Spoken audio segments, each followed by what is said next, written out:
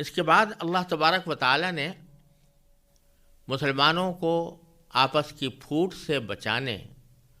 اور ایک مشترک مقصد کی طرف متوجہ کرنے کے لیے ایک بہترین علاج بھی تجویز فرمایا ہے، اور ساتھ ہی وہ ایک عام حکم بھی ہے جو اس امت کو دیا جا رہا ہے۔ فرمایا کہ وَلْتَكُمْ مِنْكُمْ أُمَّةٌ، تمہارے درمیان ایک جماعت ایسی ہونی چاہیے، يَدْعُونَ إِلَى الْخَيْرِ، جس کے افراد لوگوں کو بھلائی کی طرف بلائیں، وَيَأْمُرُونَ بِالْمَعْرُوفِ، نیکی کی تلقین کریں، وَيَنْحَوْنَ عَنِ الْمُنْكَرِ، اور برائی سے روکیں، وَأُولَئِكَ هُمُ الْمُفْلِحُونَ، اور ایسے ہی لوگ ہیں جو فلاح پانے والے ہیں۔ اس میں حکم یہ دیا گیا ہے کہ امت مسلمہ جتنی بھی ہے اس میں سے کچھ لوگ اپنے آپ کو اس کام کے لیے وقف کر دیں کہ وہ لوگوں کو بھلائی کی دعوت دیں اور نیکی کا حکم دیں اور برائی سے روکیں، یعنی اسلام کی دعوت میں اپنے آپ کو مشغول کریں۔ تو جب مسلمانوں کی توجہ دوسرے لوگوں کو اسلام کی دعوت کی طرف متوجہ کرنے میں لگ جائے گی تو اس کا نتیجہ یہ ہوگا کہ وہ آپس کے اختلافات ان کے ختم ہو جائیں گے یا ان کو وہ بھول جائیں گے، کیونکہ جب کوئی بڑا مقصد سامنے ہوتا ہے تو اس وقت میں آپس کے جو چھوٹے چھوٹے اختلافات ہوتے ہیں وہ خود ختم ہو جاتے ہیں اور لوگ اس بڑے مقصد کی طرف متوجہ ہوتے ہیں۔ تو اس آیت کریمہ میں مسلمانوں کو دین کی دعوت اور دین کے احکام کی دعوت دینے کی ترغیب بلکہ تلقین فرمائی گئی ہے، اور یہی بات آگے چند آیتوں کے بعد آنے والی ہے، وہاں اس حکم کی تھوڑی سی تفصیل میں انشاءاللہ عرض کروں گا، کیونکہ یہاں تو فرمایا گیا ہے کہ وَلْتَكُمْ مِنْكُمْ أُمَّةٌ يَدْعُونَ إِلَى الْخَيْرِ، تم میں سے ایک جماعت ایسی ہونی چاہیے جو بھلائی کی طرف دعوت دے اور برائیوں اور لوگوں کو اچھائی کی تلقین کرے اور برائی سے روکے۔ لیکن آگے جو چند آیتوں کے بعد اللہ تبارک و تعالی نے اسی صورت کے اندر یہ فرمایا ہے کہ کنتم خیر امت اخرجت للناس، کہ تمہیں ایک بہترین امت بنا کر پیدا کیا گیا ہے جو لوگوں کو اچھائی کی دعوت دیتی ہے اور برائی سے روکتی ہے۔ تو ان دونوں آیتوں کا جو ملا کر مقصد نکلتا ہے میں انشاءاللہ وہاں پر عرض کروں گا۔ یہاں اتنی بات سمجھ لینا کافی ہے کہ مسلمانوں کو باہمی پھوٹ سے بچانے کا بہترین طریقہ یہ بیان کیا گیا ہے کہ وہ اسلام کی دعوت کی طرف متوجہ ہو جائیں اور اپنے مقصد زندگی کو اسی کے تابع کر لیں۔ پھر آگے اللہ تبارک و تعالی نے فرمایا وَلَا تَكُونُوا كَالَّذِينَ تَفَرَّقُوا وَاخْتَلَفُوا مِن بَعْدِ مَا جَاءَهُمُ الْبَيِّنَاتُ، اور ان لوگوں کی طرح نہ ہو جانا کہ جو آپس میں الگ الگ ہو گئے، آپس میں انہوں نے پھوٹ ڈال لی، واختلفوا، اور اختلاف میں پڑ گئے، من بعد ما جاءہم البینات، باوجود کہ ان کے سامنے کھلے کھلے دلائل آ چکے تھے۔ یہ اشارہ ہے اہل کتاب کی طرف، یعنی یہودی اور نصرانی جن کا ذکر پیچھے سے چل رہا ہے۔ فرمایا جا رہا ہے کہ ان کی طرح نہ ہو جانا، کیونکہ ان کے سامنے بھی اللہ تبارک و تعالیٰ کی طرف سے کھلے کھلے دلائل آ چکے تھے۔ ایک تو اس طرح کہ خود ان کی کتابوں میں نبی کریم سرور دو عالم صلی اللہ علیہ وسلم کی تشریف آوری کی بشارتیں دی گئی تھیں، آپ کی علامتیں بتائی گئی تھیں، اور وہ ساری علامتیں رسول کریم سرور دو عالم صلی اللہ علیہ وسلم میں پائی جا رہی ہیں۔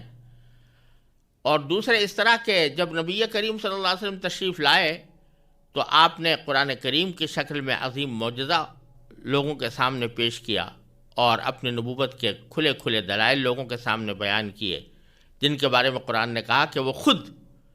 یہ تسلیم کرتے تھے، اپنے دلوں میں مانتے تھے کہ یہ رسول کریم صلی اللہ علیہ وسلم واقعتاً وہ نبی آخر الزماں ہیں جو آخر دور میں تشریف لانے والے تھے۔ اس کے باوجود انہوں نے اپنے آپ کو ایک راستے کی طرف چلا دیا، یعنی انہوں نے آپ کی بات تسلیم کرنے کے بجائے اپنے آپ کو یہودی اور نصرانی ہی رکھا، اور ان کھلے کھلے دلائل آ جانے کے باوجود انہوں نے الگ راہ اختیار کر لی۔ ایسے لوگوں کے بارے میں باری تعالیٰ نے فرمایا وَأُولَٰئِكَ لَهُمْ عَذَابٌ عَظِيمٌ، ایسے لوگوں کو سخت عذاب ہوگا، سخت سزا ہوگی۔ اور کب ہوگی اس کا بیان اگلی آیت میں اس طرح فرمایا کہ یوم تبیض وجوہ وتسود وجوہ، اس دن ہوگی جب کچھ چہرے چمکتے ہوں گے۔ تبیض کے معنی ہے سفید ہوں گے، اور سفید ہونے سے مراد ہے کہ وہ چمک رہے ہوں گے، اور تسودو کے معنی ہے سیاہ پڑ جائیں گے۔ تو کچھ چہرے چمک رہے ہوں گے خوشی کی وجہ سے اور اپنے اچھے انجام کی وجہ سے، جنت کے نعمتوں کی وجہ سے، اور کچھ چہرے ایسے ہوں گے جو سیاہ پڑ جائیں گے جب اپنا برا انجام آنکھوں کے سامنے آئے گا جہنم کی شکل میں، تو ان کے چہرے اس تکلیف سے، اس خوف سے اور اس دہشت سے جو ان کو جہنم کی شکل میں سامنے آئے گی، اس کی وجہ سے چہرے سیاہ پڑ جائیں گے۔ قرآن کریم میں کئی جگہ یہ بات آئی ہے کہ جن لوگوں نے کفر اپنا لیا ہے آخرت میں ان کے چہرے سیاہ پڑ جائیں گے۔ آگے فرمایا فَأَمَّا الَّذِينَ اسْوَدَّتْ وُجُوهُهُمْ، جن لوگوں کے چہرے سیاہ پڑ گئے ان سے کہا جائے گا کہ اکفرتم بعد ایمانکم، کیا تم نے ایمان لانے کے بعد بھی کفر اختیار کر لیا؟ یہ ایمان لانے کے بعد کفر اختیار کرنے کے دو مطلب ہو سکتے ہیں۔ ایک تو یہ کہ اہل کتاب کا ذکر چل رہا ہے، وہ پہلے حضرت موسیٰ علیہ السلام پر ایمان لائے تھے، اور نصرانی حضرت موسیٰ علیہ السلام کے علاوہ حضرت عیسیٰ علیہ السلام پر بھی ایمان لائے تھے۔ اس ایمان کے بعد جب رسول کریم صلی اللہ علیہ وسلم کا نمبر آیا تو انہوں نے کفر اختیار کر لیا۔ اور دوسرے اس میں وہ لوگ بھی داخل ہیں کہ جو منافق تھے، زبان سے انہوں نے ایمان کا اقرار کر لیا تھا لیکن حقیقت میں وہ کافر تھے۔ تو دونوں قسم کے لوگوں سے کہا جائے گا، ان کے چہرے بھی سیاہ پڑ جائیں گے، ان کے چہرے بھی سیاہ پڑ جائیں گے، اور ان سے کہا جائے گا کہ کیا تم ایمان لانے کے بعد تم نے کفر اختیار کر لیا؟ فذوقوا العذاب، لہذا چکھو مزہ عذاب کا، بما کنتم تکفرون، کیونکہ تم کفر کیا کرتے تھے۔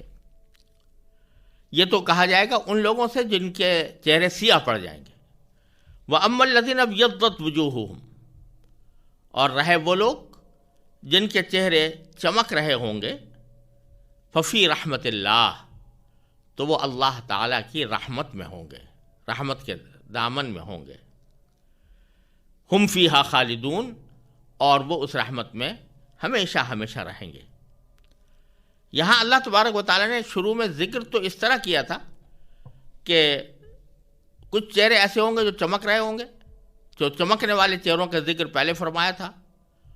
اور اس کے بعد دوسرا ذکر کیا تھا ان لوگوں کا جن کے چہرے سیاہ پڑ جائیں گے۔ تو پہلے چمکنے والے چہروں کا ذکر کیا اور پھر سیاہ پڑنے والے چہروں کا ذکر کیا، لیکن آگے جب اس کی تفصیل بیان فرمائی تو پہلے سیاہ پڑنے والوں کا ذکر کیا اور پھر چمکنے والے چہروں کا ذکر کیا۔ اس کی وجہ مفسرین نے یہ بیان فرمائی ہے کہ اس سے اشارہ اس طرف ہے کہ اللہ تبارک و تعالیٰ کا اصل مقصد یہی ہے کہ لوگ وہ اعمال اختیار کریں جو آخرت میں ان کے چہرے کے چمکنے کا سبب بنے۔ تو اصل چیز وہ ہے کہ ان کے چہرے چمکیں، اللہ تبارک و تعالیٰ کی دی ہوئی نعمتوں میں وہ پھلیں پھولیں۔ یہ اللہ تبارک و تعالیٰ کا اصل منشا ہے، اصل مرضی یہ ہے کہ وہ ایسا کریں۔ لیکن جب لوگ سرکشی پر اتر آتے ہیں تو پھر اللہ تبارک و تعالیٰ بھی ان کے ساتھ معاملہ عذاب کا کرتے ہیں۔ اسی وجہ سے دوسری جگہ قرآن کریم نے فرمایا ما یفعل اللہ بعذابکم ان شکرتم وآمنتم، اللہ تعالیٰ تمہیں عذاب دے کر کیا کرے گا اگر تم خود شکر گزاری کا راستہ اختیار کرو اور ایمان لاؤ، تو پھر اللہ تبارک و تعالیٰ کو تمہیں عذاب دینے کی کوئی خوشی نہیں ہے۔ اس لیے عذاب کا ذکر بیچ میں کیا اور شروع میں اور آخر میں چہروں کے چمکنے کا ذکر فرمایا کہ اصل منشا یہ ہے، اس کائنات کی تخلیق سے اصل منشا یہ ہے کہ لوگ اپنی عقل کو استعمال کر کے اللہ تعالیٰ کے احکام کی اطاعت کرتے ہوئے اس طرح زندگی گزاریں کہ آخرت میں ان کے چہرے چمکتے ہوئے ہوں۔ پھر اللہ تبارک و تعالیٰ نے فرمایا تلک آیات اللہ، یہ اللہ کی آیتیں ہیں، نتلوہا علیک بالحق، جو ہم آپ کو ٹھیک ٹھیک پڑھ کر سنا رہے ہیں۔ ٹھیک ٹھیک پڑھ کر سنا رہے ہیں کہ مطلب یہ ہے کہ یہ جو بات کہی جا رہی ہے کہ کچھ چہرے سفید ہوں گے یا چمک رہے ہوں گے اور خود کچھ سیاہ پڑ جائیں گے، یہ کوئی افسانے اور کہانی کی بات نہیں ہے یا کوئی توہمات پرستی نہیں ہے، بلکہ یہ ایک واقعہ ہے جو ہونے والا ہے۔ تو ہم یہ بات جو آپ کو سنا رہے ہیں یہ برحق سنا رہے ہیں، اس کو کوئی شخص یہ نہ سمجھے کہ محض ڈرانے دھمکانے کے لیے کہہ دیا گیا ہے یا توہم پرستی کی بنیاد پر کہہ دیا گیا ہے۔ یہ اللہ تبارک و تعالیٰ کی آیتیں ہیں جو برحق نازل کی جا رہی ہیں اور حق طریقے سے آپ کو پڑھ کر سنائی جا رہی ہیں۔ وَمَا اللَّهُ يُرِيدُ ظُلْمًا لِلْعَالَمِينَ، اور اللہ تبارک و تعالیٰ دنیا جہان کے لوگوں پر کسی طرح کا ظلم کرنا نہیں چاہتا۔ یہ نہ سمجھنا کہ جن لوگوں کے چہرے سیاہ پڑ جائیں گے اور اللہ تعالیٰ کے وہ عذاب کے مورد ہوں گے تو خدا نہ کرے اللہ تبارک و تعالیٰ ان پر کوئی ظلم کر رہا ہوگا۔ اللہ تعالیٰ تو نہیں چاہتا کہ ظلم کرے کسی پر، اللہ تبارک و تعالیٰ تو یہی چاہتا ہے کہ سب کی بھلائی ہو، لیکن اس بھلائی کے لیے آدمی کو دنیا میں طرز عمل بھی وہ اختیار کرنا چاہیے جس کے نتیجے میں وہ اس بھلائی کا مورد بن سکے۔ پھر فرمایا کہ وَلِلَّهِ مَا فِي السَّمَاوَاتِ وَمَا فِي الْأَرْضِ، اور اللہ ہی کے لیے ہے جو کچھ آسمانوں میں ہے اور جو کچھ زمین میں ہے،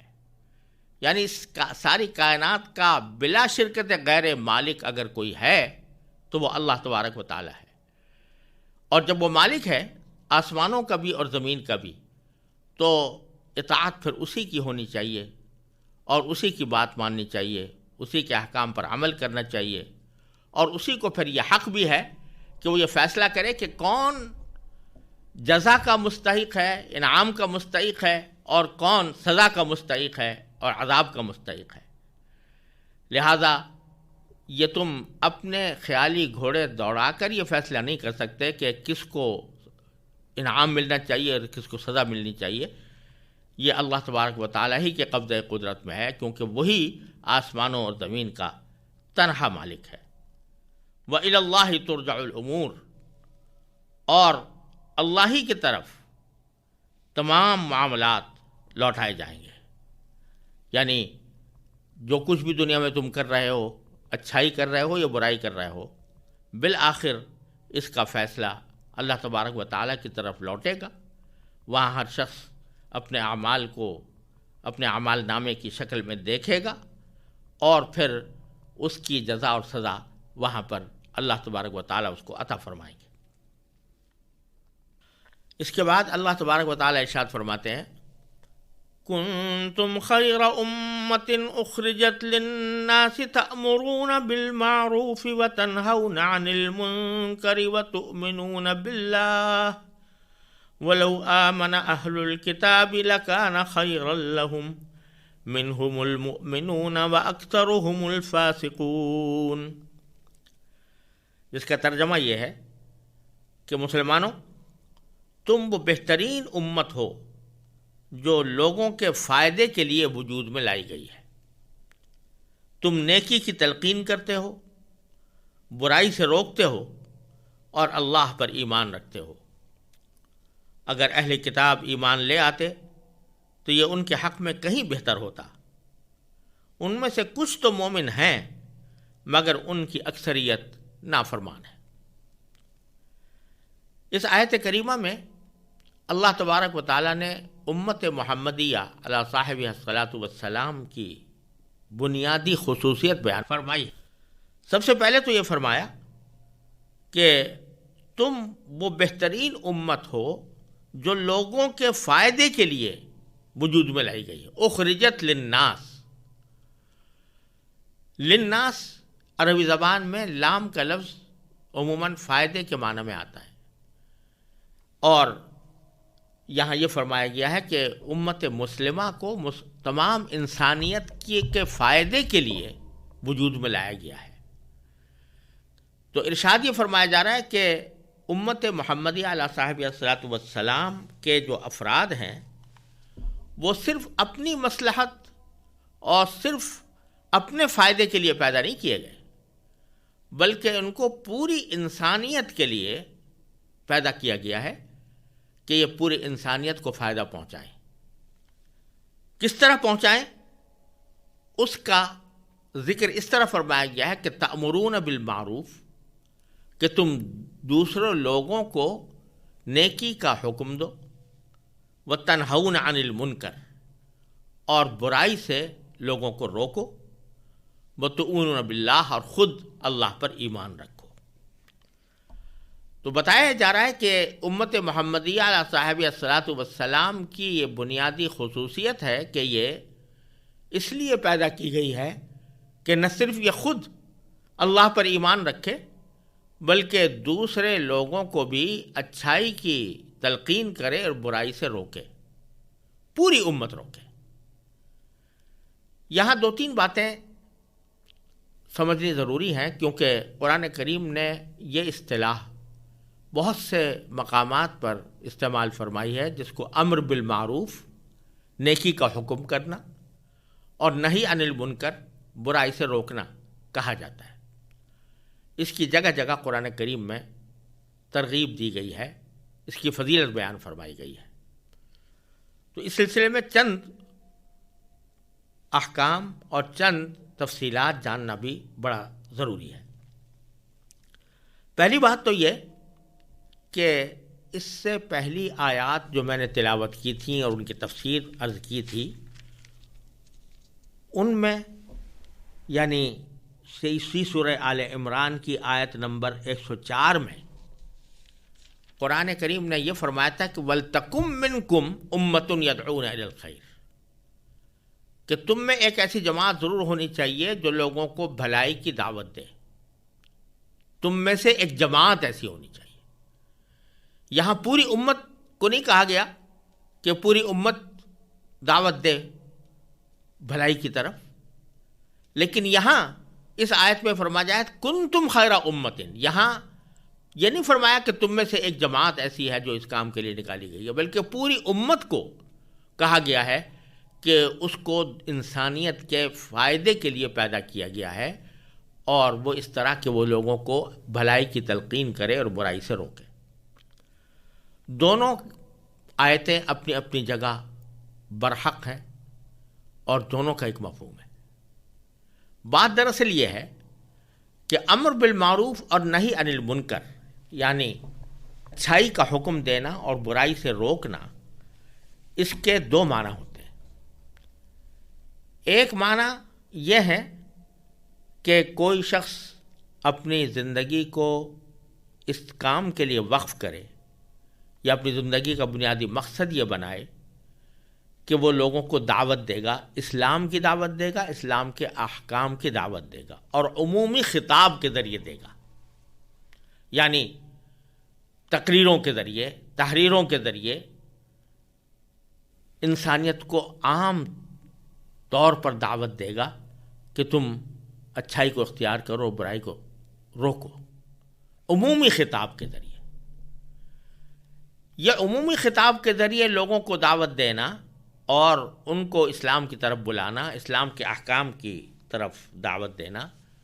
یہ ساری امت کا کام نہیں ہے، بلکہ یہ فرمایا گیا کہ اس کے لیے ایک جماعت ہونی چاہیے جو اس کام کے لیے مخصوص ہو۔ وہ وہی جماعت ہوگی جس کے اندر اس کام کی صلاحیت ہوگی، اس بات کا علم ہوگا، کیونکہ اگر ان کے پاس صحیح علم نہیں ہے کہ اسلام کی تعلیمات کیا ہیں تو وہ دوسروں کو صحیح تعلیم و تربیت نہیں دے سکے گی۔ وہاں مراد ہے انسانیت کو اور دوسرے مسلمانوں کو عمومی دعوت دینا، عمومی خطاب کے ذریعے دعوت دینا، تقریروں کے ذریعے، تحریروں کے ذریعے اور اپنے عمل کے ذریعے۔ اور یہاں جو فرمایا جا رہا ہے کہ پوری امت اس کام کے لیے نکالی گئی ہے، اس سے مراد یہ ہے کہ ایک دعوت وہ ہے کہ جو ہر انسان کے ذمہ فرض ہے کہ وہ اپنے حلقہ اقتدار میں، اپنے اثر و رسوخ کے دائرے میں جب کوئی برائی دیکھے تو اس برائی کو دور کرنے کی کوشش کرے۔ مثال کے طور پر ایک مسلمان ہے، وہ اپنے بھائی کو دیکھتا ہے کہ وہ کسی برے کام میں مبتلا ہے، تو اس کو محبت کے ساتھ، پیار کے ساتھ اس کو سمجھائے کہ یہ کام جو تم کر رہے ہو وہ برا کام ہے۔ کسی کو دیکھے کہ وہ اللہ تعالیٰ کے کسی فریضے کی ادائیگی میں کوتاہی کر رہا ہے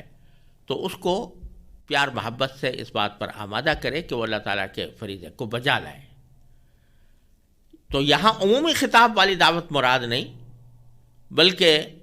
وہ دعوت مراد ہے کہ جو افراد کو دیں، اور وہ ایک طرح سے فرض عین ہوتی ہے ہر ایک انسان کے ذمے۔ اس کام کے لیے کوئی جماعت مخصوص نہیں ہے، بلکہ پوری امت وہ اس کی مخاطب ہے، اور ساری امت کے ذمے یہ فرض ہے کہ جب بھی کوئی برائی دیکھیں تو اپنی استطاعت کی حد تک، اپنے دائرے اثر کی حد تک اس کو ختم کرنے کی کوشش کریں۔ یہ پہلی بات ہے کہ جو اس بارے میں یاد رکھنی چاہیے۔ لہذا عمومی دعوت کا کام تو کسی ایک جماعت کو کرنا ہے جو اس کی اہل ہو۔